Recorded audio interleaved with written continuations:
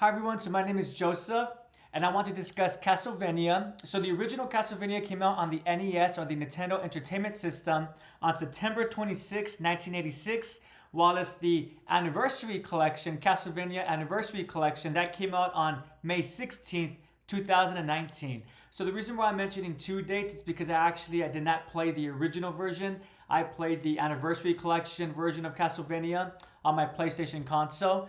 I just wanted to be transparent about that. To my understanding, it's there's no drastic differences between the original and the Anniversary Collection.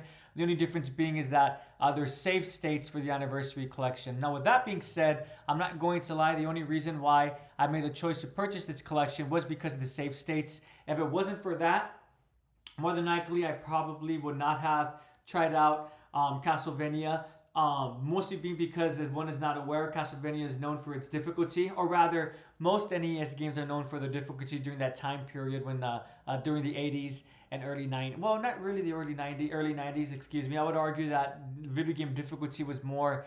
When people discuss video game difficulty, it was usually with the NES and the Super Nintendo, Genesis, the Sega Genesis, the Super Genesis. Was there a Super Genesis? Excuse me, I didn't. Even though I did grow up with the 16-bit, I was too young to actually have conversations and discussions about those kinds of consoles. Although I did quote unquote grow up with those consoles, I wasn't at the stage where I could comprehend those consoles. But yeah, with that being said, what did I think about Castlevania? So to be frank, after playing so many modern games, I do enjoy modern games, but one of the nice aspects about going back to older games is just the fact that one is able to just put the game in and start playing. And what's so awesome is that it's just very linear. As long as one is able to keep pushing forward in the platform on the stage, if platforming is included, then you're actively going towards the end of the game. What I mean by that is typically with open world games, if I go left, if I go right, if I go straight or backwards, whatever it may be, it doesn't necessarily mean that I'm getting towards the end of the game. I might be doing some side quests or just exploring.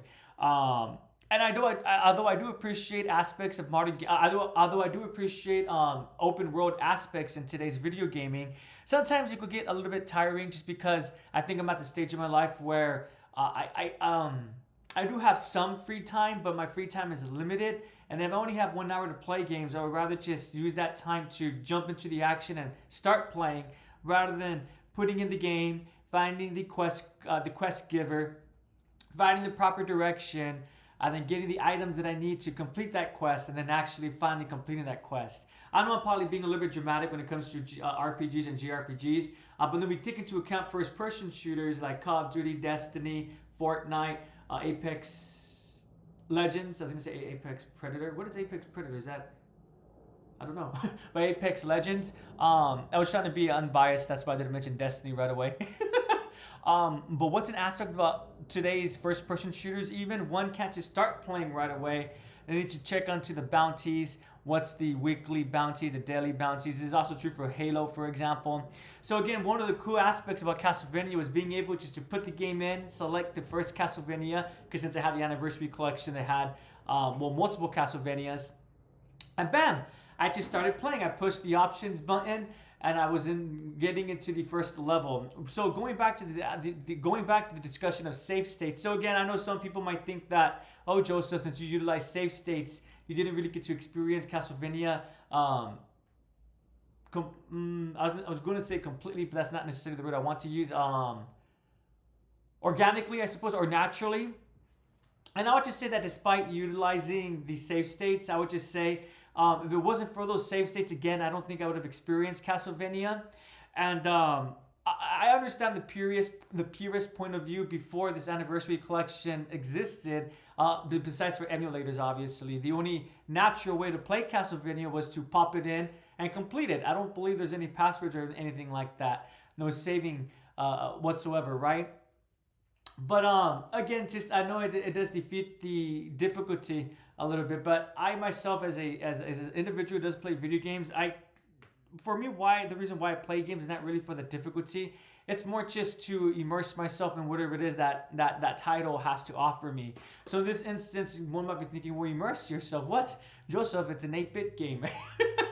It was originally on the NES. When I say immerse myself, I don't mean I just mean being able to appreciate the setting, the world building if any is present, or the music. And with Castlevania, one of the aspects was actually the difficulty, the music. The music actually caught me really off guard. It's really awesome when one hears 8-bit music and being able to hear.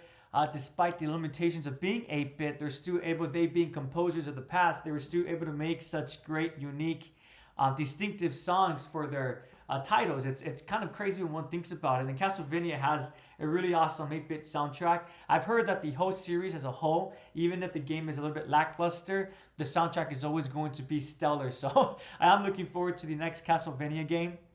To my understanding, the first game, you know what, since I have my computer right here, let me just quickly look up how many stages. I believe there were 16. Oh gosh, excuse me everyone.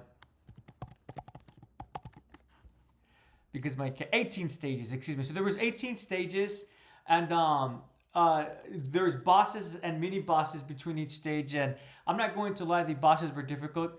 But once one has got the pattern down, they're a lot more manageable. I'm also going to be transparent. For the most part, I did use the holy water because I was already aware that the holy water is what is for the most part one of the best weapons to be used against bosses.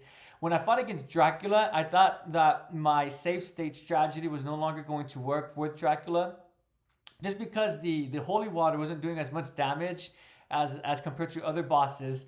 And it really forced me to utilize my whip in association with the holy water, and also keeping in mind the pattern that Dracula was utilizing. And so Dracula has 2 stages, and the second stage he becomes his more monstrous version of Dracula, the bat version.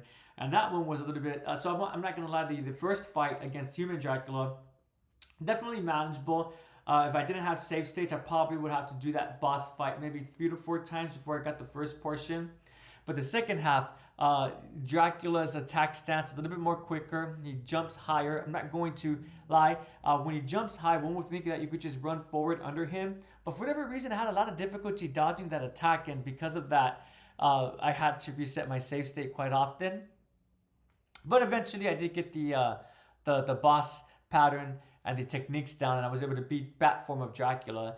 And despite being an NES game, I thought it was really cool. They did their best to include some semblance of a story. Again, it's not in depth because it's an NES game, but there's some explanation at the very start of why one is present at these gates. The gates being Dracula's castle, and not much beyond that, just that one is a Belmont and it's part of their legacy. Would I recommend Castlevania? That's a really great question. So I'm going to be honest. If I'm going to say that there's 2 ways to address that question: the non-save state way and the save state way. If one is planning to utilize save states, do I recommend this game? Yes, I really do. It's a fun game. Despite it being an older game, it came out in 1986. Originally, the gameplay does hand up. the gameplay does stand up, as does the soundtrack, and the stage design. It's done well. It is a difficult game, but I would also say it's not an unfair game. The only times it could get no, even with the enemy frequency, I still didn't think it was quite unfair. Mostly I'm thinking about the Medusa heads, and also in the last stage, those vampire bats that were flying around at Dracula's final stage, the start of that. They were quite annoying to deal with.